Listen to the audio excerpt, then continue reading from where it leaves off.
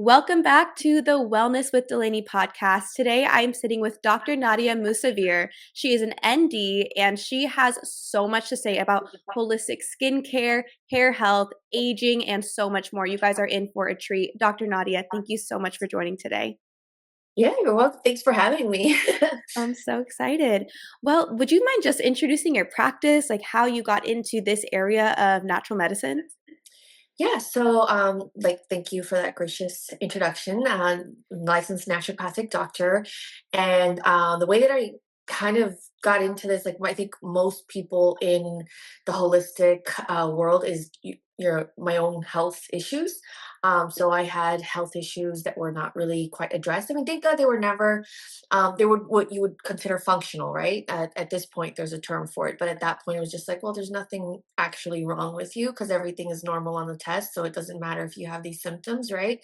So that was just something I kind of lived with, and my experience in when I finally did try conventional medicine was just like, oh, okay, you can try this medication and see if it works. And it ended up being a heartburn medication, which I did not take because it did not align at all with the symptoms that I was experiencing. So that kind of pushed me further to, look into other options. At the time, I was studying, or I was about to start studying kinesiology. So I already had this fascination with the body, had an emphasis in nutrition and sports psychology, so like that mind body connection. And then someone told me about naturopathic medicine. So when I saw that, and it just very much aligned with how I grew up, more so with home remedies and things of that nature, it was like that was what I needed to do. So I went down that route. I all of my undergrad I had spent avoiding like all the sciences, and then I had to go back and do them all.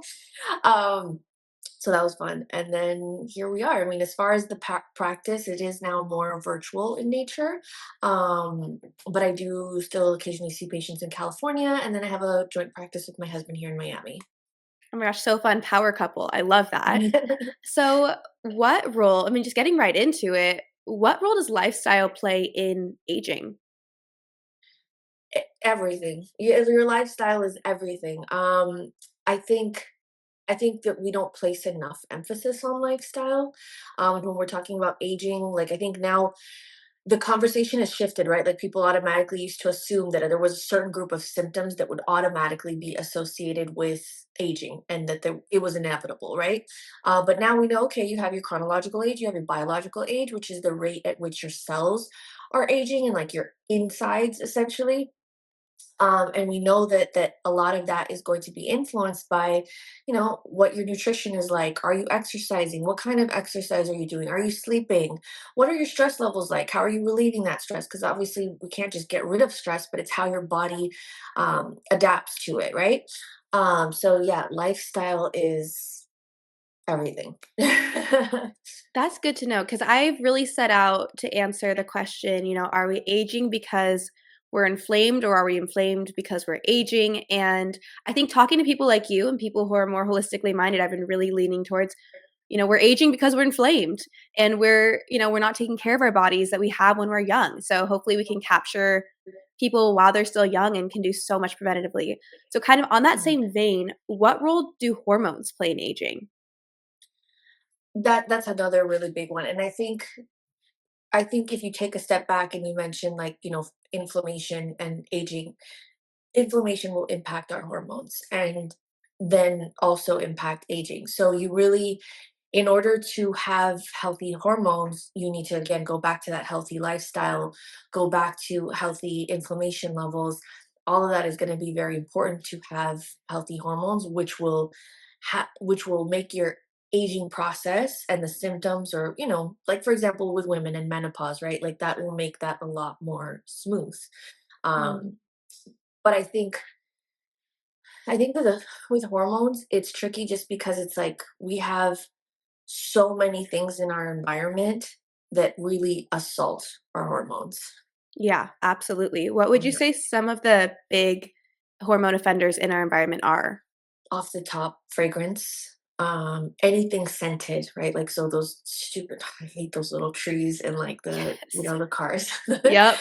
scented plugins, Febreze, and anything scented, scented candles. And then you have plastics. Plastics are huge. Um, those are probably the big ones. And of course, you have medications, right? Women just being given birth control, which of course has its time and its place. But I think when it's given as a band-aid solution, as opposed to, okay, let's figure out what's going on here, then you're doing more harm than good. Absolutely. Yeah, it is scary to see. I mean, I feel like you walk outside now and your hormones are under attack. So it's like we can't control everything in our environment, but we can at least control what we're doing in our homes and on our bodies. Do you have any like so fragrance you said is a big offender. Do you have any like natural swaps that you're loving? I haven't found. I can't honestly say that I found natural one. Well, actually, that's a lie. 5 Cents at 5 SENS, um, is a cleaner brand, and Okay. I do like them. I haven't ventured too much. If it's, I don't wear fragrance often, so it's kind of like if I do it, and if I have a scent or fragrance that I really love, I'll wear it. I think that's the other thing too that is like, well, what I try to work on with my patients is and my clients is it's not about because you're not going to completely remove yourself from all of these things. Like it's impossible, right? And you can't live in a bubble. Mhm. What we have to realize is kind of just take a step back and see that our bodies are created and designed to deal with this. And sometimes, yeah, that amount that it has to deal with is a lot more, but we can help facilitate that movement of things. So, encouraging the body's elimination of these toxins on a fairly regular basis, encouraging what we call, so you have something called emunctories, which are going to be your detoxification organs. So, like making sure that those emunctories are functioning optimally, right? So that things are not being stored in the body, um, instead of like living in fear of what you might be exposed to, because I think Mhm. that's a toxin in and of itself. Absolutely. Stress is such a killer of our Yeah. immune system, of our health. What are your favorite detox tips for somebody who wants to make sure that their processes are working optimally? Great question. Castor oil. I'm a Mm, huge fan of castor oil. I think recently it's gotten a lot of popularity as something that helps as a way to relieve menstrual cramps or constipation, but it's actually a really great way to support detoxification as well. You can put a little bit of castor oil over your liver, so that's like the right upper quadrant of your abdomen. Put like a little warm compress there. That's going to help to encourage circulation to the liver, thin the lymph. Great tool to have. Drinking enough water, hydration, with electrolytes. That's also another way to make sure that you're flushing things out. Those would be, I mean, lymph brushing. If you can get lymphatic massage every now and then. If not, lymph brushing is a very easy way to encourage that movement. And movement, moving your body. yeah. It's so simple but so effective. I mean, I know. just going for a walk. Like, I think Right. people don't realize how much that just stimulates everything. Exactly, I love it. exactly. Amazing. Okay, so we're hopefully, we're detoxing at this point. Like, I love what you said about the castor oils. I have been doing castor oil packs lately, and I'm always like, "Is this working?" But I love it. Like, and so I'm glad to hear that it is doing something because I think sometimes when you see stuff on social media, you suddenly are like, "Okay, what's the validity? Because is this a trend or is this something that's like very true, you know? And so it's good to hear when some of the trends are actually true. I know that something you've spoken about, speaking of all those trends on social media, is I've seen you've done content on the cortisol face trend, because that is a really common thing on social media. What's the validity to cortisol face? So, if someone has elevated cortisol, you could certainly see those patterns in the face, and that's a real thing. But I think the it's one thing to see the patterns. It's another thing to start treating based on those patterns versus Mm, the numbers, right? So I feel like sometimes, and then it kind of goes back to a deeper issue. I feel like we're also hyper focused on how we look, that sometimes we're starting to critique certain things and say, oh my God, I'm a little bit puffy. I think it's cortisol face. And it might not necessarily be that. Like it's more than just having a puffier face, right? There's water retention. There's usually a whole other subset of symptoms, but cortisol is such a it's what we call a diurnal hormone. So it's going to be highest in the morning, and then it should go lower as the day progresses. So it's not like a fixed level of where we want it. So it's very tricky to just say, my face looks puffy. I think I have cortisol face. I'm going to start taking things to lower my cortisol, because you might have it high at the wrong time, low at the wrong time, and then so there's a lot more nuance to to just saying I'm going to lower it. Does that make Mhm. sense? So I Yeah. feel like, yes, a lot of us are stressed, and yes, I'm sure that, you know, stress could be playing into that, right? Because stress could also be playing into then maybe your thyroid, maybe there's a Hashimoto's or an autoimmune component that's contributing to a little bit of puffiness or water retention. Maybe it's not just cortisol. Um, and then if it is cortisol, don't just, take advice off the internet to do it. And I think maybe if what you're referring to is one of the posts that I made, that when I test people, way more often see low cortisol than I do high. Wow. um, yeah, That is um, crazy. which is going to be more of an indicator of burnout. Your high Mm. cortisol is like more like an acute, like in that moment, maybe some recent stresses. But when you have it low, it's usually an indicator that you've been going hard for a long time, and now your body's kind of adapted and said, "Hey, we're going to pump the brakes for you because you're not," essentially. Wow, okay, yeah, and I think a lot of people demonize cortisol, like, they don't realize there's a purpose for it, which it yeah, we want the levels correct, we want it balanced, right? But, like, there's this level of demonizing cortisol, I don't think people really understand what it is and what it does, Right. so, like, what is the use of cortisol in our body?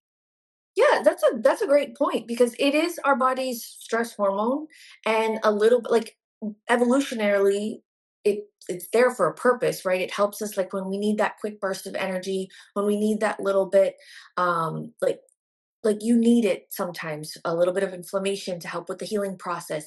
The problem is when it's sustained all the time. We were not designed to have that. Cortisol was supposed to be like quick bursts, right? Mhm, There's a bear coming, you need to run from it. You need that quick burst of cortisol and adrenaline to run from it, right? mhm. But we at this point where the bear is, work at all hours, an email that you get at 3 in the morning that you weren't expecting to get, lights that are constantly stimulating us at nighttime when it's supposed to be dark, and encouraging that melatonin release. So those are all like the issues that then come with cortisol. So it's not Mm. cortisol itself, it's just that our lifestyles are pretty much encouraging way more cortisol to be around than we were designed to have, essentially. Yeah, that makes total sense. I think a lot of people don't really understand what it is. They hear it and like, "Oh, cortisol's bad." And it's like, well, Exactly. you need to if you were in the jungle and you're being chased by a tiger or a bear, like you would need the ability to run. You would Exactly. need that burst, but like how are you recovering? And I mean, I'm big on preaching recovery. I used to be the person that would lift 6, 7 days a week and be just cranky, burned Yeah. out, like a mess. Like I feel like my skin was thin. You know what I mean? Like I just Yeah. it was rough. And then when I learned that recovery is just as important as pushing, I was like, wait, I don't have to feel bad all the time and I can still get Right. results. This is crazy. So Right. it's huge. Okay, so I know one thing that you talk about a lot is acne. What are some of the common factors and triggers for acne prone skin?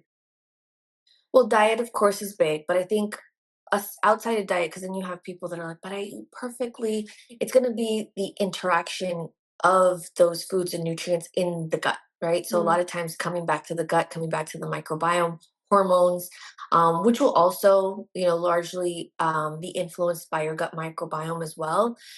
So those, I would say, the big ones is going to be your nutrition, your gut health, and your hormones. And then a lot of times it's all three. yeah, I mean, they're all really connected. Exactly. In their way, what would you say so for somebody, let's say they're getting that hormonal acne, like lower half of the face, what would be like would you test them first? Would you look at their diet? Like what would be the first line of defense that you would look at? Yeah, that's a great question. So usually when I'm working with like a patient or client, like I first start with a very in-depth intake, right? So I want to know, like you said, where is this acne coming from? If this is in a woman, then we're looking at like, okay, is it certain times of your cycle where it's starting to flare? What is your diet? What are your bowel habits? And so maybe sometimes at that point we can kind of put together a pattern. And then that will determine what recommendations come from there. Or sometimes the pattern is not as clear. Or even if the pattern is clear, then we go into first a comprehensive set of blood tests where I'm looking at all of the hormones, looking at metabolic markers as well. And, in a basic like blood work panel, you can assess patterns of gut inflammation too. So Mm. based on that, I'm looking at this and seeing like, okay, are there androgens that are elevated? Are there blood sugar markers that are elevated? So like a high either sugar, hemoglobin A1C, which is going to be like a 3 month kind of report card of your sugar or what your sugar's been doing, I should say, and then insulin. Um, Insulin can be a big one that tends to not get tested. And when insulin levels are high, I usually see that associated with acne, Mhm. just as I do testosterone Mm. or DHEA. So, like your Yeah. androgens. That's so good to know too, because I think so many people get acne and they go straight to the internet to see what the ads are promoting, like what skincare. And if it's on the inside, like you can be treating the outside. You might treat an active breakout, but it's going to keep coming back. Like if you're not treating it.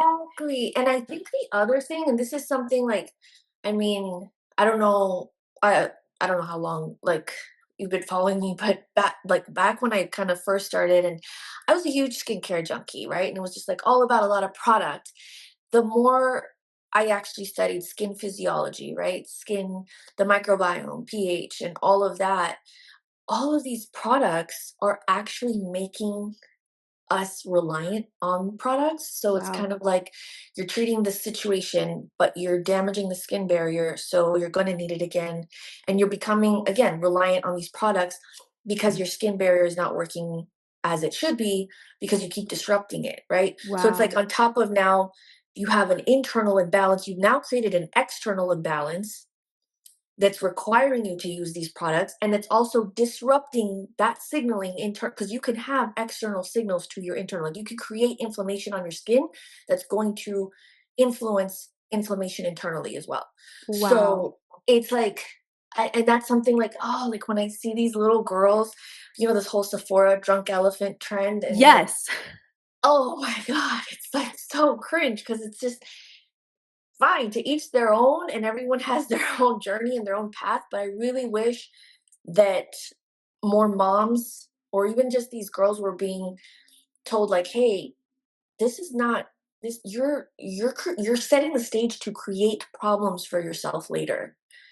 But No, thank you. Thank you for saying that because I am so disturbed by seeing these young prepubescent girls also like lathering themselves in these phthalate paraben fragrances every single oh day. my god. Not like they haven't even had puberty yet. I'm like, what is going to be the long term ramification of this? Like they have more intense skincare routines than I ever have had, and I'm Yeah, like, and it's often very fragranced, very toxic, and I'm like, my heart just stops when I see these little like I 8, know. 9, 10 year old Especially, girls. I think the popular one is that soul something, and it's like, Yes, oh it kills me. my god. Yeah, Like yeah, these poor it won't be my child. I mean, no judgment ever, but it does I hope that moms can, like, learn more about these yes. products and just I mean, because a lot of it does just come with education. Okay, so I wanna get into the internal, but now that you mention this, what are some of the like, what would you say are some of the ingredients that are the worst for the skin barrier that you see in common skincare?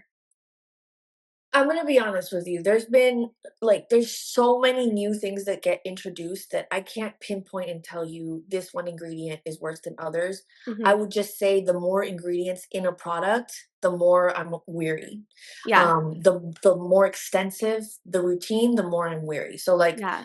right now, one of my go-to products is actually I don't know if you've heard of it, Siv, S-I-V, No, I haven't. S-I-V, S-I-V, and it's a 4 ingredient product, and it's Mm.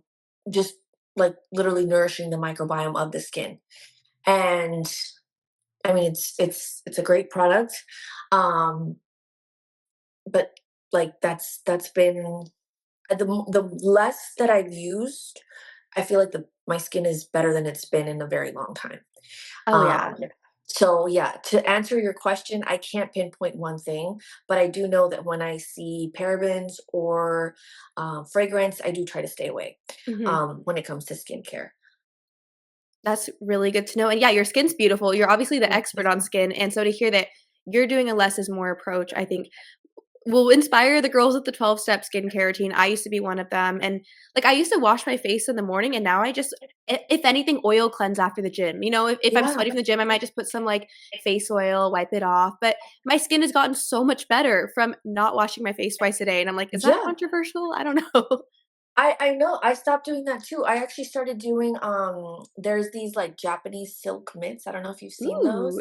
Yeah, no. and you just kind of, like, in the like, you just kind of wet it with warm water, and it's a very, very, like, gentle way to kind of slough off any dead skin. Yeah, Um, but, like, you don't put any product on there, and apparently it's a very common practice in Japan to just kind of, like, you know, yeah, gently wash your skin with a little silk, and they use the silk proteins help with just keeping the skin, what's it called again, smooth from any external, dead skin, things like that. But yeah. I stopped washing my face in the mornings too. That sounds that sounds amazing. I feel like Japanese, Korean, like, the skincare, the standards are so high, and what you see is, like, a very less is more approach, where, of course, in America, we're kind of maximalist about everything, which has its time and place, but Sure. what we put on our skin is probably not that. Like, our bodies have been functioning like, humans have been around long before skincare was around, right? Like, Right. do we need all of these products, or is there something that we're, like, missing? Because why didn't we have these before? And I don't think people had the same skin issues thousands of years ago that we have now. So, I think that's a valid point. I think it's the products are one part of it, but then everything else we were talking about too. yeah. The diet, the lifestyle, the Mhm. toxins, from skincare and beyond. Yeah, Uh, absolutely. Okay, so for somebody who has acne and it's, like, an internal like, you're thinking it's probably gut, hormone, diet related, what do you think of enemas for acne? so, like coffee enemas, Yeah. I'm a fan of coffee enemas. I think they help with promoting, the whole detoxification process. Mhm. I think that I think that it's a good way to kind of like give you a fresh slate. I think there needs to be a little bit more than that though. Like I Mm, don't think it's sufficient to just do a coffee enema, and then of course, like, of course you want to make sure that you're a good candidate and it's all like yeah. safely being done, all of that, right? But generally speaking, I think that they are a great tool. Yeah, absolutely. So Yeah. with that, like, if you're working on a detox, you're doing all of that, like, what would you say are some of the foods you'd wanna see abundantly in someone's diet, and what are some of the foods you'd want to see, like, eliminated or at least limited in someone's diet? Uh, funny thing that a lot of people don't realize is protein is very important for the detoxification process, because that's going to be helpful to make sure that the liver is carrying out the functions and the phases that it needs to for detoxification. So, obviously, if you're going to have protein, and I'm not one to demonize groups of food, if all you can get is regular beef as opposed to grass-fed beef, that's okay. But in the detox process, if you can, um, get organic, grass fed, all of that, so that you are not, giving yourself more toxins in that process or pesticides. Great. But otherwise, just as long as you're having enough of the protein to help with those processes, I think that having varieties of food, so a lot of people will focus on just having like a green juice. And the thing with green juices are, especially depending how they're being made, like you're not getting the fiber from it. So making sure that you're getting a variety of these greens, but with that fiber, so that you're helping again the microbiome, the diversity of the microbiome, which is going to also help with the detoxification process. Um, I would say those are like the big things, because I think a lot of people when Mm, they hear detox, they think, you know, kind of starving yourself and just having green juices for like mhm. 3, 4 days. Yeah. And that's not really the most efficient way to fuel those pathways. Yeah, and it feels like it's not sustainable. Like, Oh, it's absolutely not a not. way to live. I mean, if you're just detoxing and retoxing, every other week or whatever, like, you gotta find something that works every single day. Do you take probiotics or do you recommend them? I do. Yeah. Yeah. I usually do ones that have both, maybe, or like a combination of the pro, and maybe like uh oh my god, the word is The escaping me. post? The seed, like the spore, the spore. Mm. Okay. Yeah. Awesome. Do you have any specific ones that you recommend to patients or your audience? Um, Generally speaking, I try to like do things a little bit more specific, but I do like the seed one. A lot of the like internet popular brands, I'm not always a fan of, but seed I think is great. I also really Okay. like Megaspore Biotic. Again, depending on the person's gut, because sometimes they can have certain gut issues where we might not start with that probiotic. We might, give them something different, a little bit more gentle, Yeah. or specific strains. So Yeah. Awesome. Okay. And then what role does blood sugar play in skin health? that is a great question.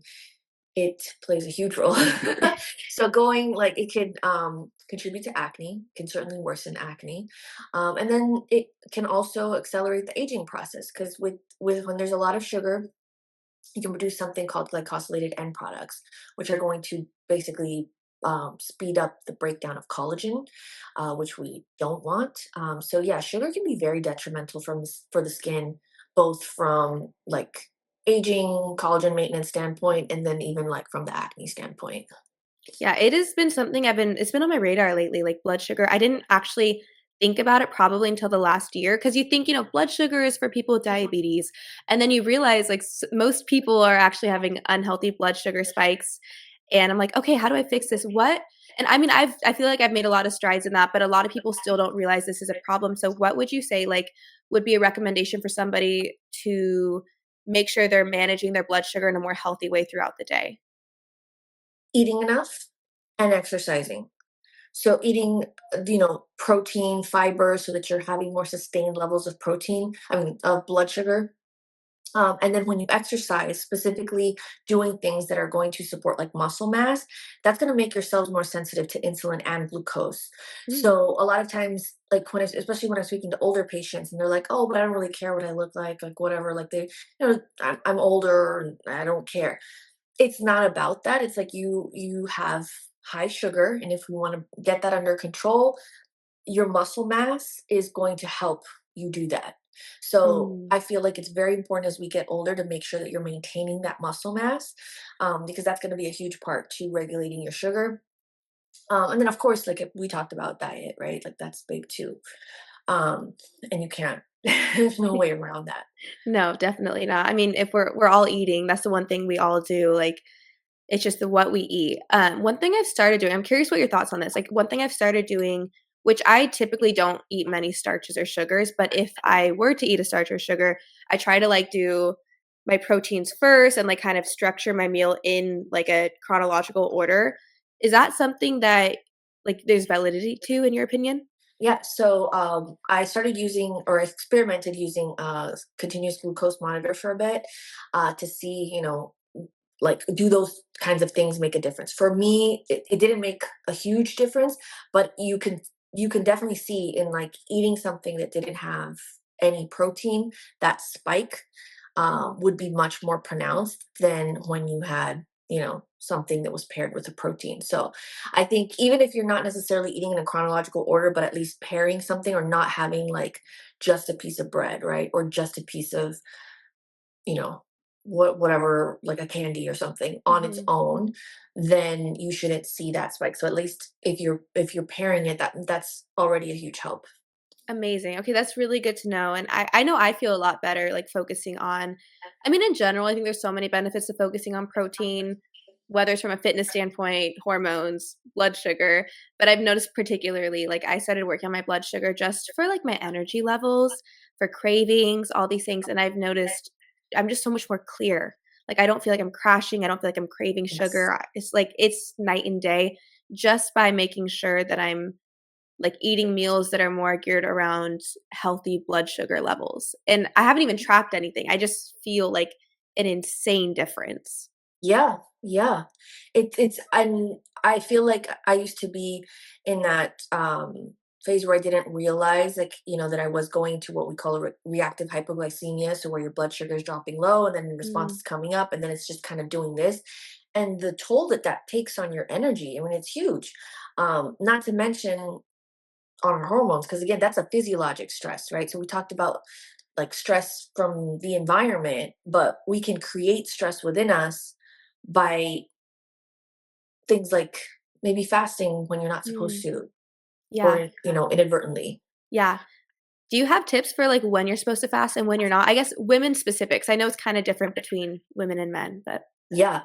No, for women, I generally recommend if you're going to fast, do it in the first half of your cycle. So that's going to be when your hormones are, nice and low and they kind of mimic that of a man's, right? Mhm, And then once you hit that second half or like after, ovulation, your hormones start to come up. So you need to nourish those hormones by eating, sufficiently.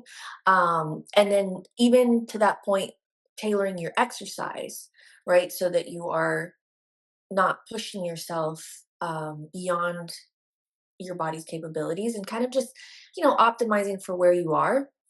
mhm. And it makes a difference. Yeah, no, I'm so glad you said that. I'm really passionate about cycle syncing, and it has Yeah, changed my life, and I think some people still think it's a little bit weird and woo-woo and, like, there's no validity. I've gotten a lot of comments like, "Well, I lift super heavy, like, right before my period, and I'm great," and I'm like, "Okay, but, that's this is what great. I've been doing, and Yeah. it's been great." And you know what? Like, I mean, you're young. Yes. You're in your 20s.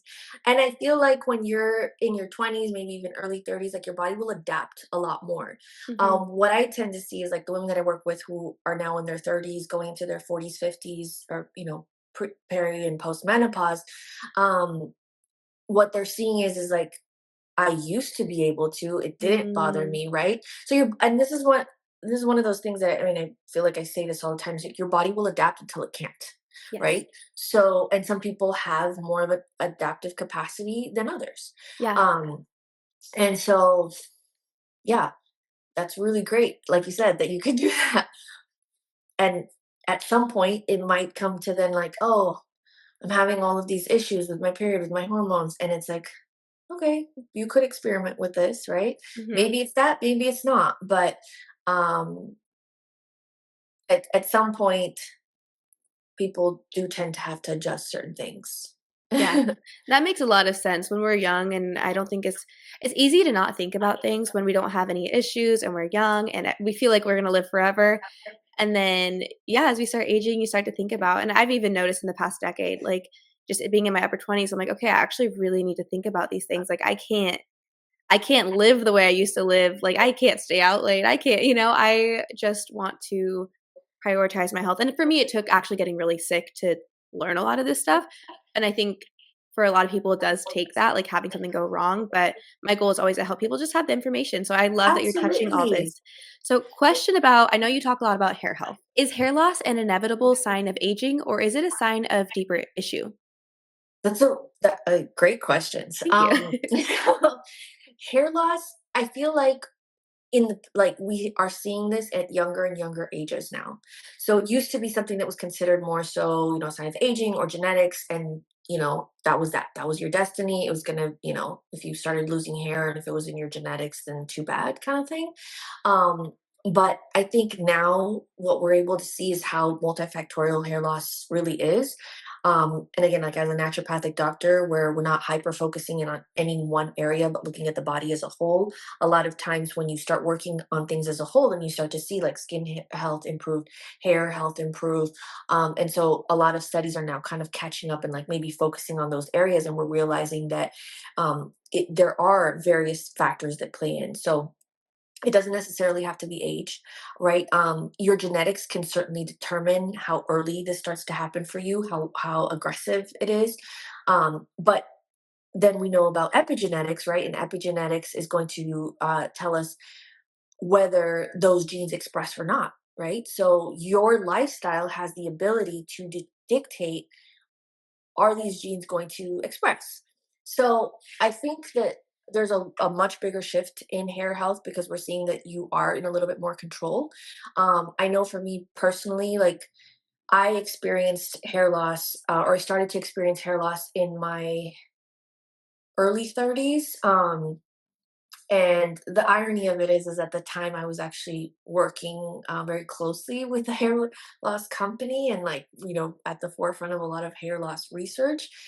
Um, and like, yeah, it's you can be healthy, you can be um what's it called, young, and still be impacted by these things because it's so many different factors that can Mm, contribute. And I think a big one is toxins because, again, toxins will then impact. So if we look at the different areas that impact hair health, right? There's inflammation, there's stress, there's hormones, there's nutrition, there's genetics, and then there's like, your styling or like that external component. But with regard to toxins, it will impact all of them mm. because it will increase your inflammation. It will increase the stress at the level of the hair follicle. It will decrease the nutrition that's available to the hair follicle. So and yeah, I feel like, again, going back to how we're all kind of assaulted with that, and we all have so much more stress. Like it's just we're seeing it at earlier and earlier ages. It's crazy, yeah, I'm talking to girls in their 20s who are already at least having grays, um, if not hair loss. Would you say gray hair is also kind of in that same vein, like early graying with hair loss, or is that a totally separate issue? I would say it's similar because it kind of comes back down to mitochondrial function, damage to the cells, like so oxidative stress, again, coming from usually inflammation or things that we're exposed to in the environment that are kind of depleting and they're not being replenished. So a lot of times increasing antioxidants, improving mitochondrial health, like getting your NAD levels up, which someone in their young 20s, like they shouldn't quite have to go that route yet, but yeah, we're like again, we're being assaulted by things in our environment more than ever before. Yeah, and I think we're seeing it. Yeah, we're seeing it manifest on the outside. And I always say, like, yeah, beauty is fun, and obviously beauty is not everything. But I think in a lot of ways, the way we show up on the outside is really just an indicator of our health on the inside, right? So beauty is great, but I also think our potential for natural beauty is an indicator often of our health. Like, is our hair healthy? Is our skin glowing and healthy? Like, do we look, are we getting tons of acne and inflammation and dark circles and the hair loss, like, and so I Right. think that people often think when I talk about beauty, maybe it's from a vain space, but I'm like, no, oftentimes, like when I've been at my least healthy hormonally, that's when I had my biggest vanity issues as well. So Right. it's such a big indicator. And I'm like, okay, this is like our body's way of literally showing Communicating. us, Yeah. yeah. So it's like an indicator, and I think it's really important for people to realize that. Okay, I'm just so curious, and I don't even know if you would have the answer to this. I've heard lots of different answers. Just knowing that you are an expert on the hair loss component, with like, I know that posture plays a huge role in so many things, from cutting off that like lymph, cutting off circulation. Does posture, in your opinion, play a big role in hair loss? I think it can because of the way of again coming back to one of those components, um, it's going to impact the circulation to the scalp. Hmm. So when there's poor posture, when there's very tense muscles, that impacts that blood flow. Blood flow is going to be important for growth. Hmm.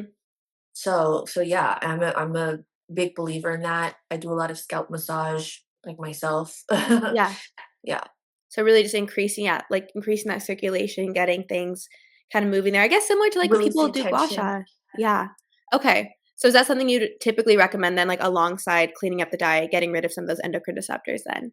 Yes, huge fan of all kinds of like fascia release, massage that you can do, whether at home, professionally, if you have the means. Hmm. It's important because that's going to help with that circulation to the skin, to the scalp, to the joints, Amazing. and overall health. Phenomenal. What are your thoughts then on like red light therapy? I guess for like all the things, hair, skin, like all of it. What would your Yeah. opinion be? Red light therapy is great. I think it's very effective for so many things. It's a good bang for your buck, right? Because it's going to Hmm. bring down inflammation. It's going to help with cellular function. You're getting that external benefit directly on the skin, on the hair, but also then the internal, which is then again just going to just that cycle of also improving all of those areas so that it is also manifesting on the outside. So Amazing. yeah, I love it so much. It feels good, and it's also one of those things where I'm like, I know they're not all made equal. I don't even know if the one I have is the best, but it's pretty cute. Like when I use it, even my dog, she loves it. So she'll crawl up and she yeah, wants to lay on it, or she wants to get right in front of it. and I'm it's like, so oh my cute. gosh. I'm like, nature knows. It's so cute. Are there any specific red lights that you recommend? Like, do you think it matters which one you get? Definitely. So, like for example, in the practice with my husband here in Miami, where we work with a lot of athletes. We have a specialized laser, like which is basically like a red light box on steroids that is delivering like a specific amount of red light into like to penetrate the tissue, right? And help with injuries and accelerate the healing process and all of that. So it definitely makes a difference. Like for at home use, like when you're just trying to do, general reduction in inflammation and wellness, usually like the big brands that people like I really like Loombox, BioLite, and TheraSage. Okay, amazing. I Yeah, definitely I'll but make sure to put links in there too. for just the face, Omnilux is great. Phenomenal. Okay, yeah, I really wanna up level my red light usage. A lot of times, I try everything out. Being a content creator, I get access to try out so many things, but now I'm like, "Okay, I really wanna, like, get some really high quality so I can see just a bigger Yeah, difference." yeah, like, I'm actually intrigued because the laser company that we use for, like, again, for treating athletes in pain, they just came out with a face one, and I'm like, "I wonder if this Mm, is, like, different or better," just because, mhm. like, the people behind the company, like, their whole focus is lasers and red Yeah. light, not anything else, and they're not Mhm. necessarily in the wellness industry, so I'm like, "Oh, I'm intrigued." Oh, absolutely. Yeah, keep me posted. I would be so Yeah. curious to see how it is. Okay, and then something I love to ask all the experts, I think it's just such a fun question to really see that everyone is working on something. What is your health goal right now? My health goal right now. Okay, we can decide if we'll keep this on or not. I'm Sure. actually super pregnant right now. I'm like due in 2 weeks or less than 2 weeks. Congratulations. Thank Oh you. my gosh. So my health goal is, just continuing to nourish for healthy postpartum, to continue to work on um healthy hormones, healthy blood sugar, like that's always been an issue for me that like I never realized was an issue. I used to inadvertently skip meals before intermittent fasting was a thing. And that certainly played a role in, my physiology. So just kind of staying on track with that. Amazing. Yeah, I think it's a journey, right? Like we never fully arrive. It's something we're always working on and always making effort in. And I think that's what's so beautiful about wellness. Like it's truly a lifestyle. It's not an end that we arrive at. Like it's just Yeah. a way we nourish ourselves every single day. Well, where can people find you, Dr. Nadia, if they want to follow you or work with you, just connect with you in general? Yeah, so my social media is one page. So on Instagram, it's underscore Dr. Nadia underscore. You can always go on my website, drmusavvir.com or drnadiamusavvir.com. And yeah, either of Amazing. those places. Amazing. Well, you guys, if you learned something today like I did, please make sure to share this to your stories, tag Dr. Nadia and myself, help us get the word out there about all the amazing ways that you can optimize your health when it comes to skin health, hair health, hormones, and beyond. You guys, thank you so much for listening. Dr. Nadia, thank you so much for coming on today. Of course, thanks for having me. All right, you guys have a wonderful rest of your day, and we will chat soon.